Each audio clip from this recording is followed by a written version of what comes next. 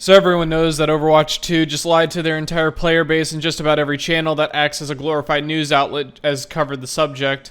Wasn't going to give my 2 cents outside of a few tweets until some random bootlicker just dropped the bomb of a tweet. So now I'm going to give you the full scope of how badly Overwatch 2 fans got screwed.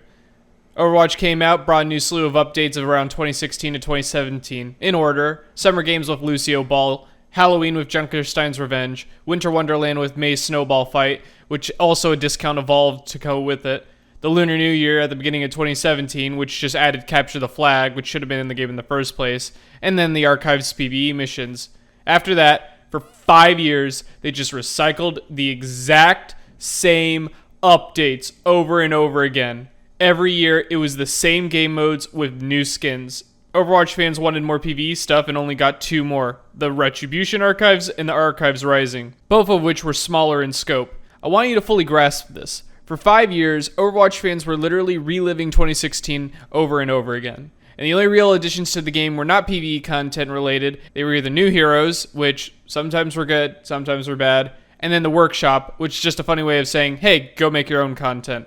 Then Daddy Jeff came in and announced that whole thing, dangled the mother of all carrots in front of every Overwatch fan, and said, we're about to drop the World of Warcraft worth of PvE updates into our next game.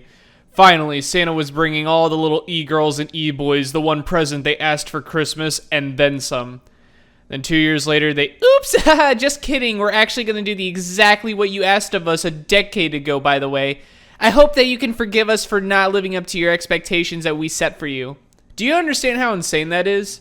All the community wanted was for them to just add slightly different PvE missions or just slightly different updates. They didn't want Lucio Ball. They just wanted, I don't know, a February Valentine's Day update. Just something slightly different. And then they didn't do that for 5 years. Blizzard said, nah, we're going to reach for the moon, baby. And then decided to wait a full 10 years later to do exactly what they should have been doing in the first place. All they had to do was just make slightly more creative updates and not recycle Junkenstein's Revenge for the 7th time in a row, but instead they had to make a whole new game and gave their fans and content creators 0 original content for a whole decade.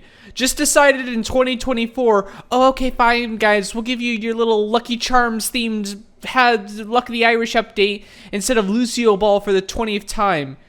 You say content creators just gotta get more creative. I ask you, with what material? God, Blizzard sucks.